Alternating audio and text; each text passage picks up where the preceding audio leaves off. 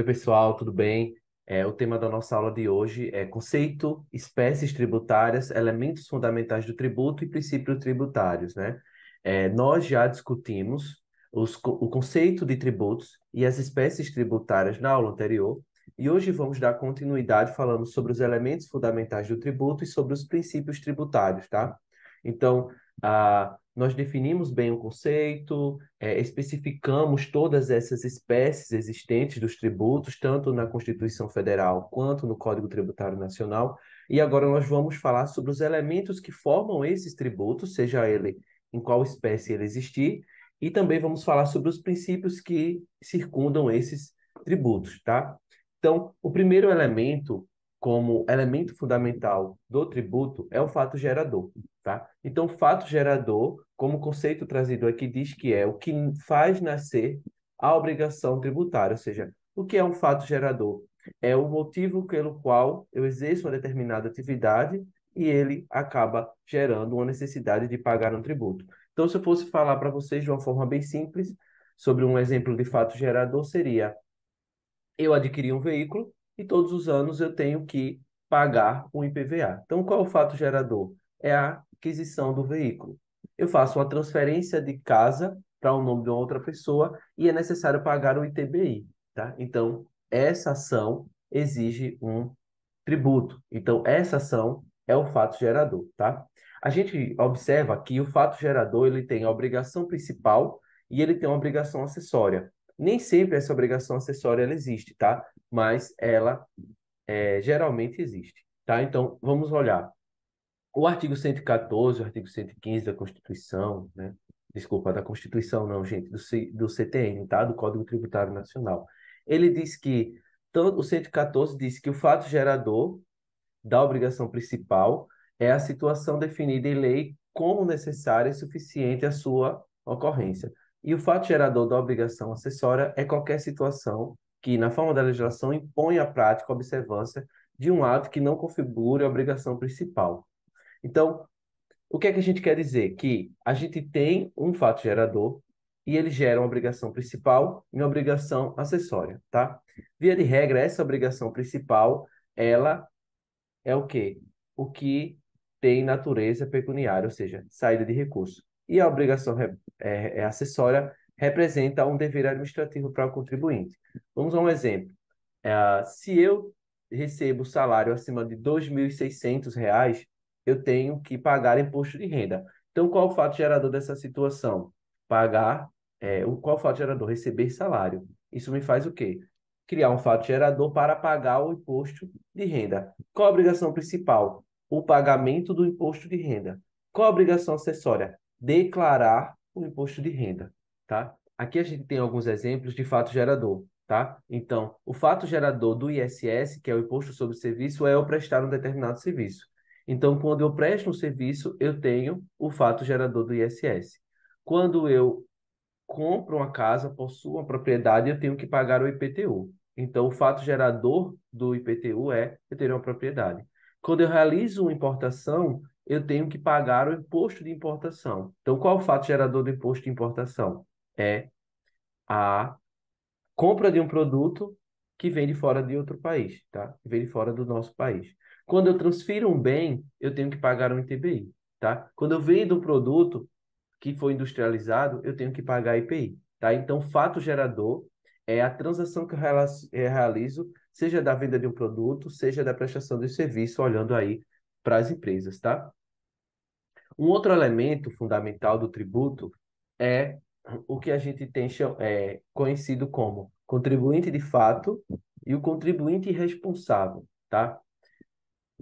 Para ficar claro, qual a diferença entre esse contribuinte de fato e o contribuinte responsável? O contribuinte responsável é aquele que repassa a informação, mas o contribuinte de fato é aquele que paga a conta no final, tá? Se a gente olhar o nosso dia a dia enquanto funcionários, tá? Quem paga o nosso INSS? Nós. O nosso INSS é descontado do nosso salário. Então, nós somos o contribuinte de fato. Mas quem é o contribuinte responsável? É a empresa que nós trabalhamos, tá? Por que ela é contribuinte responsável? Porque ela recolhe o INSS da gente e repassa para O governo, tá? Então, o contribuinte, ele é um sujeito passivo da obrigação tributária que possui relação direta com o fato gerador.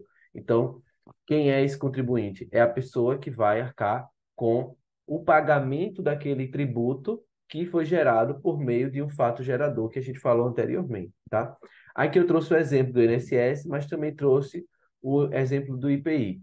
É o segundo item da linha aqui. O IPI ele é cobrado do comprador na nota, tá? Então, quando eu vendo um produto, eu vendo o produto com o IPI embutido na nota. Então, vai na nota o valor do produto mais o valor do IPI. Mas quem é responsável por pagar o IPI? Eu que estou vendendo. Eu sou responsável por realizar o pagamento. Mas quem de fato paga é você, consumidor final. Por quê? Porque eu repasso para você o valor do produto mais o valor do imposto. Mas eu não posso deixar que cada comprador, cada pessoa física que compre lá na ponta pague o seu IPI. Eu preciso ter um responsável por arcar, por cumprir essa regra que é pagar o IPI. Então eu coloco a empresa para fazer isso, tá? Eu dei outro exemplo aqui, o IOF. O IOF, ele ocorre sobre transações financeiras. Vamos supor que você pegou um empréstimo, tá? Quando você pega esse empréstimo, o valor que você recebe é um valor líquido, ou seja, é o valor do empréstimo menos o IOF. Ou seja, quem está pagando o IOF? Você que adquiriu o empréstimo. Quem vai repassar o valor do IOF para o governo? O banco, tá? Mas quem é o contribuinte de fato? Você, pessoa física que pegou o empréstimo. Quem é o contribuinte responsável? É o banco que é responsável por fazer esse repasse, tá? Então, quem é o contribuinte de fato? Quem efetivamente suporta o ônus tributário. O que é o ônus tributário? É a obrigação de pagar, efetivamente. É quem tira o dinheiro do bolso, tá? Ah, quem é o contribuinte responsável? É o que a lei determina como responsável por responder pela obrigação tributária, tá? Ou seja, quem é o responsável dentro das empresas por pagar o IPI? Na relação empresa-consumidor? É a empresa. Mas quem é que paga de fato? O consumidor final, porque a empresa ela repassa o custo do IPI para o seu cliente, mas quem é responsável por pagar, realizar o pagamento, é a empresa, tá? Mas quem paga de fato, o consumidor final, tá? O exemplo do INSS deixa muito claro isso. Nós recebemos o nosso salário líquido, ou seja, salário menos o INSS. A gente não recebe o dinheiro do INSS, a gente só recebe o valor líquido.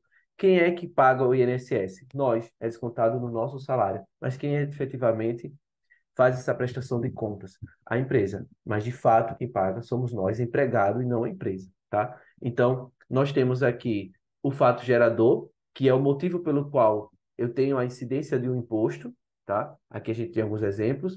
Depois nós temos os contribuintes, que são as pessoas que realizam, são as pessoas responsáveis por pagar o tributo. E aí nós temos aqui uma diferença entre o contribuinte de fato e o contribuinte responsável. De fato, quem efetivamente paga e responsável aquele que é só responsável por repassar esse recurso. O outro elemento a gente tem é a base de cálculo e a alíquota. Então, gente, o que é a base de cálculo e o que é a alíquota? Vamos começar pela alíquota. A alíquota é o percentual que eu vou pagar de imposto, tá? É o percentual que eu vou pagar de imposto. Então, se é descontado 9% do INSS do meu salário, qual é a alíquota do INSS que eu pago? 9%. Então, é a porcentagem que eu pago de imposto a uma determinada instituição, tá? Essa é a alíquota. Essa alíquota, ela vai ser um percentual, como está posto aqui, definido em lei, tá? É aplicado sobre a base de cálculo e determina o valor do tributo que eu vou pagar, tá? Aí vamos lá. Essa alíquota é um percentual, é uma porcentagem. Essa alíquota, ela pode ser uma porcentagem, aí eu trouxe aqui um exemplo. Então, quando ela é um percentual, geralmente ela é dessa forma, né?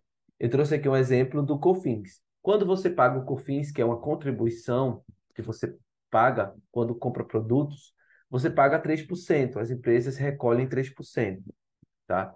Então, é uma alíquota 3% para qualquer produto. Nem vai ser 4, nem vai ser 2,5, vai ser sempre 3. Se eu for fazer uma transferência de um bem, né, de uma casa para uma determinada pessoa, vai ser pago um ITBI de 2%, tá? Maceió diz que é 2%. Então não vai ser 1,5 nem vai ser 3, vai ser 2%, tá? Esse é um tipo de alíquota. é a alíquota que a gente chama de percentual.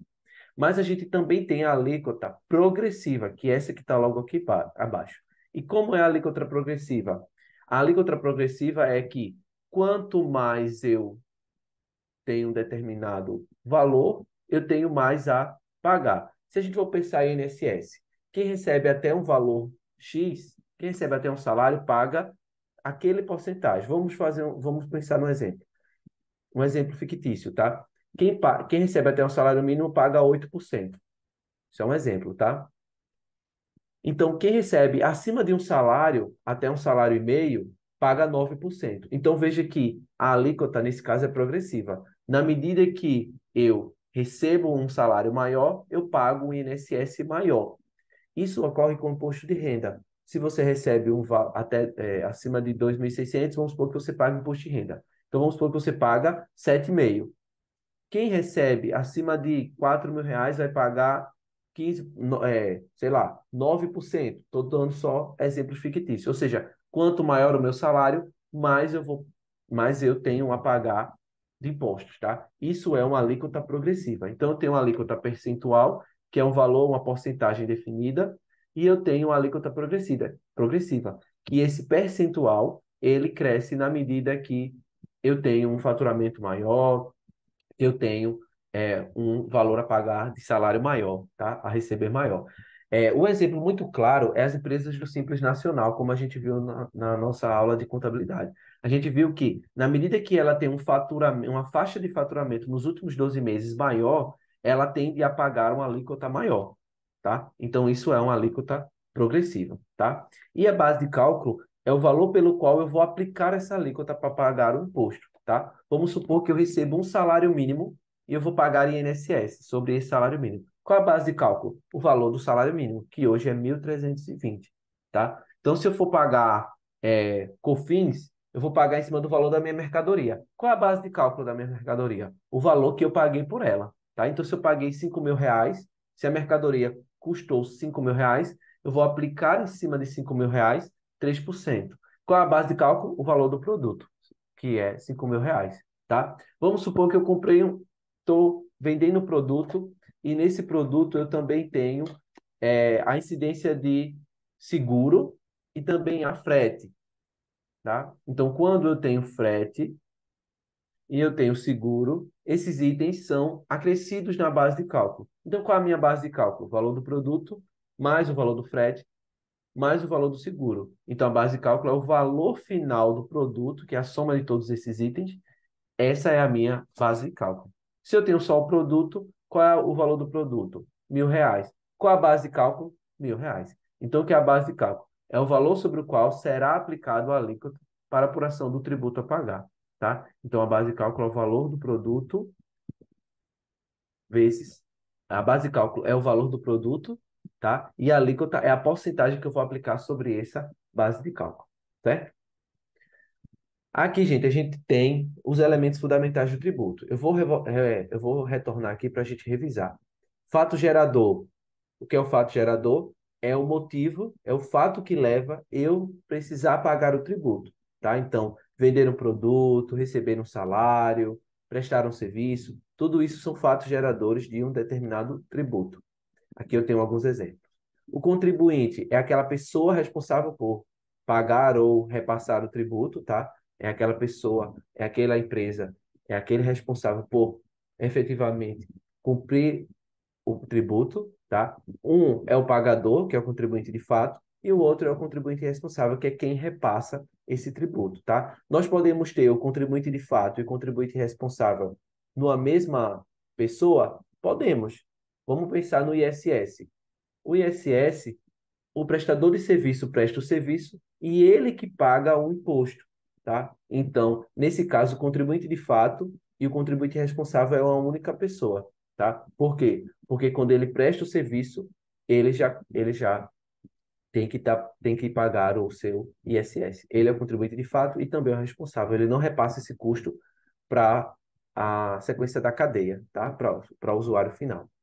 A base de cálculo é o valor pelo qual o meu produto existe, a minha prestação de serviço foi exercida, tá? E a minha alíquota é o percentual tá? Que eu vou colocar em cima dessa base de cálculo para achar o tributo que eu devo, tá? O tributo que eu tenho que pagar. Agora a gente vai para os princípios, tá? O primeiro princípio é o princípio da legalidade, tá? É o princípio que a gente acaba já falando dele, ou seja, que a gente diz que não há tributo que não seja exigido em lei formal e material, ou seja, todos os tributos têm que ter uma legislação que exija a sua existência, tá? Então, não é ao bel prazer de um determinado gestor público que ele crie um tributo. Esse tributo ele é legislado no âmbito do legislativo, né? No caso dos municípios, a Câmara de Vereadores, no caso do Estado, a Câmara dos Deputados Estaduais, e no caso do âmbito federal, a gente tem os deputados federais e senadores para definir e criar essas leis e aprovar e ter as sanções no executivo, tá? Então, a legalidade diz que toda a legislação surge e é criada a partir da legislação, tá? Ah, um outro princípio é o princípio da capacidade de contribuir, contributiva, tá? Princípio da capacidade contributiva. O artigo 145 diz que estabelece o princípio da capacidade econômica do contribuinte, que por mera definição seria a possibilidade econômica de pagar o tributo, ou seja, a imposição do pagamento do tributo de acordo com a possibilidade de cada contribuinte. Então, o que é o princípio da capacidade contributiva? Se a gente for pensar no imposto de renda, quem recebe acima de 2.600 paga imposto de renda. Quem recebe abaixo disso não paga. Ou seja, eu estou dizendo que quem recebe abaixo disso tem uma condição menos favorecida economicamente e não deveria pagar.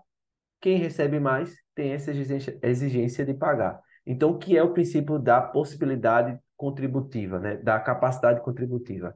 É a possibilidade de cada um contribuir um pouco mais. Então, quem ganha mais contribui mais, quem ganha menos contribui menos. A gente sabe que no nosso sistema tributário ele por vezes frágil e ele acaba deixando um pouco de lado isso e sim, as pessoas que recebem pouco têm uma carga tributária elevada, né? E isso tende a ser corrigido na medida que o legislativo vai trabalhando na reforma tributária.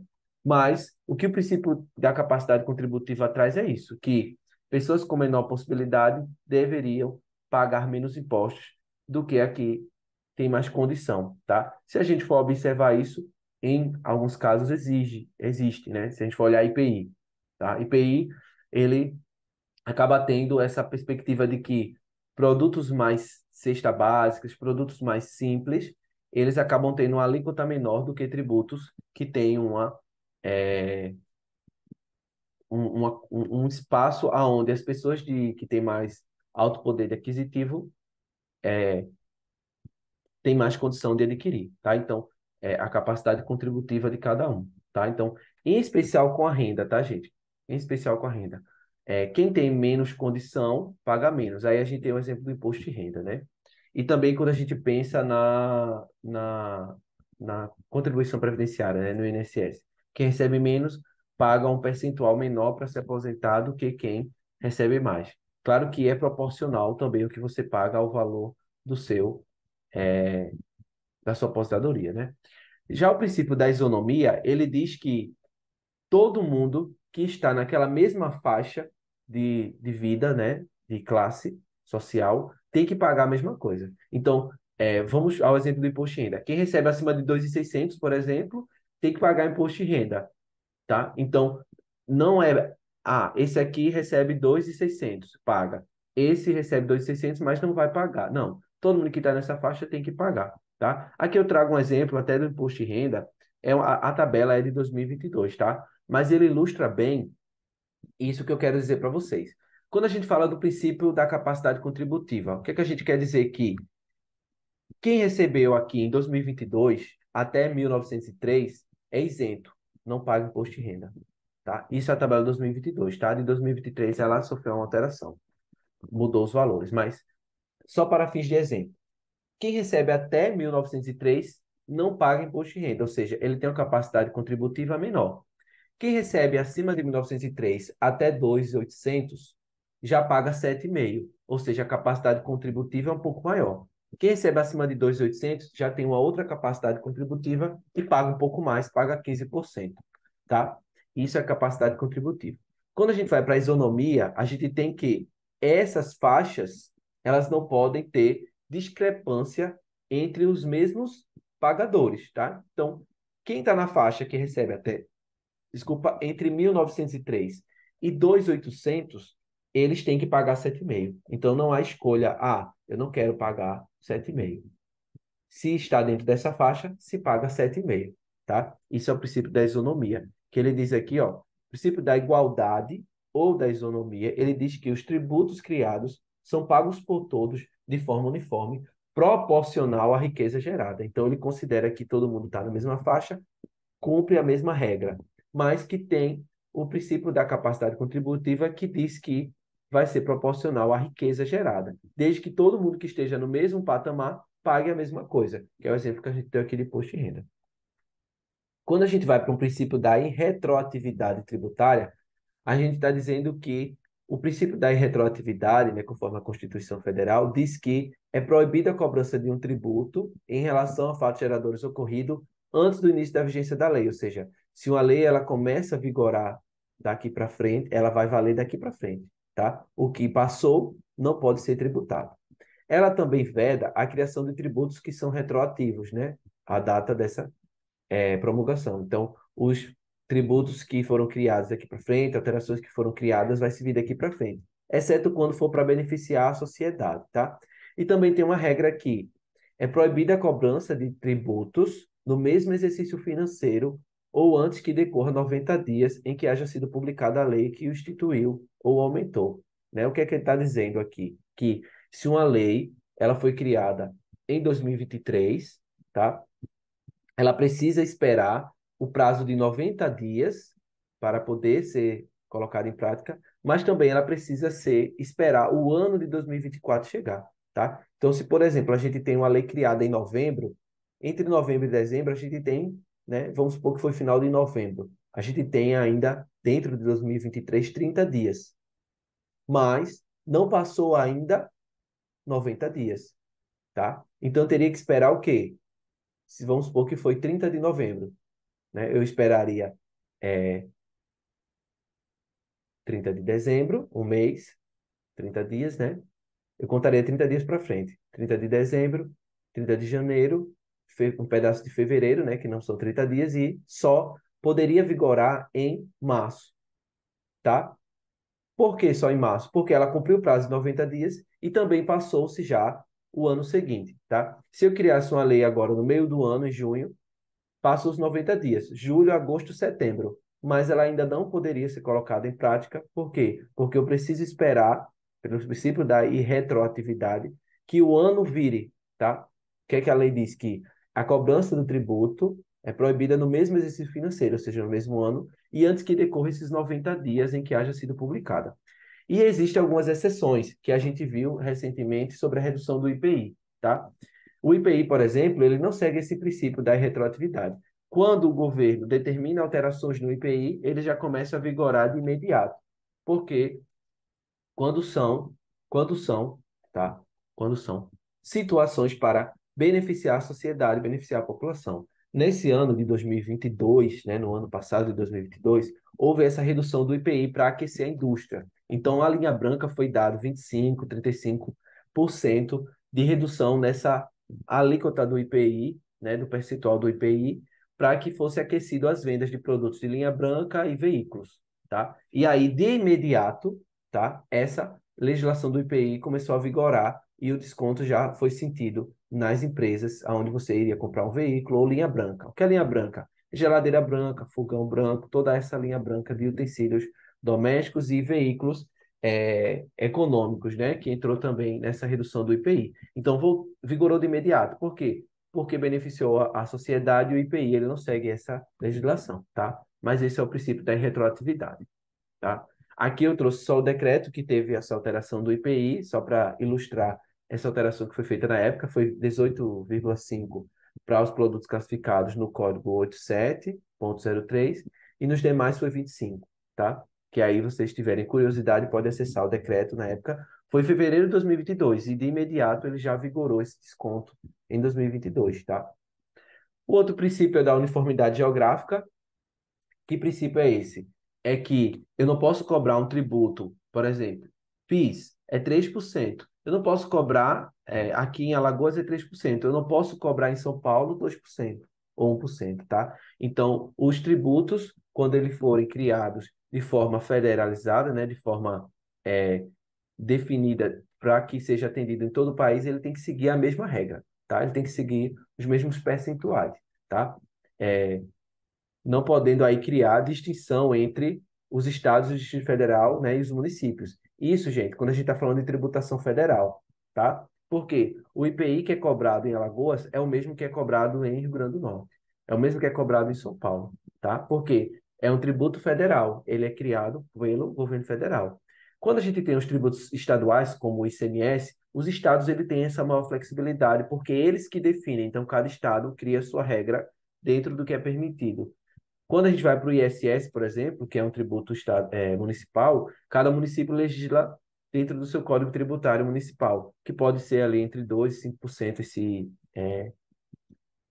ISS, por exemplo, e ele vai definir. Agora, tudo que ocorrer dentro daquele município vai seguir aquela regra, tá? Então, esse princípio da uniformidade geográfica, ele tem muita relação com os tributos federais, PIS/COFINS, IPI, imposto de renda, CSLL, tá?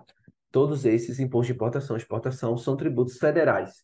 Então, eu não posso ter essa distinção. A única exceção que a gente tem aqui, gente, no nosso país, é a Zona Franca de Manaus, tá? A Zona Franca de Manaus foi criada há muito tempo e ela tem incentivos fiscais, a região da Zona Franca de Manaus fica na Amazônia, com o objetivo de industrializar aquela região e desenvolver mais é,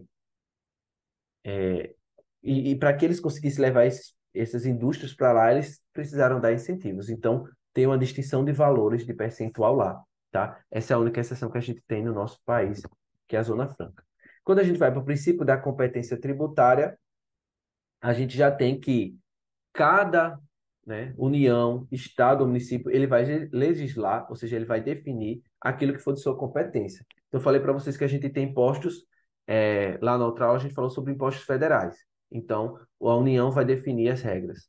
Quando a gente tem imposto estadual, cada estado vai definir a sua regra. Imposto municipal, cada município vai definir a sua regra, tá? Então, eles irão exercer as competências tributárias que lhe couber, tá? Então, a competência tributária vai ser sempre do União, que é governo federal, do Estado, que são os nossos estados, né, os nossos governos estaduais, e o município, que são os nossos Poder Legislativo Municipal. A gente encerra aqui, tá? Os princípios são esses que eu mencionei para vocês, os elementos são esses que eu mencionei para vocês, tá? Espero que tenha sido proveitoso e nos vemos aí no nosso próximo material, que já vamos entrar nos tributos especificamente, tá? Vamos começar a falar sobre ISS, que é Imposto sobre Serviço, que é o imposto municipal, tá bom?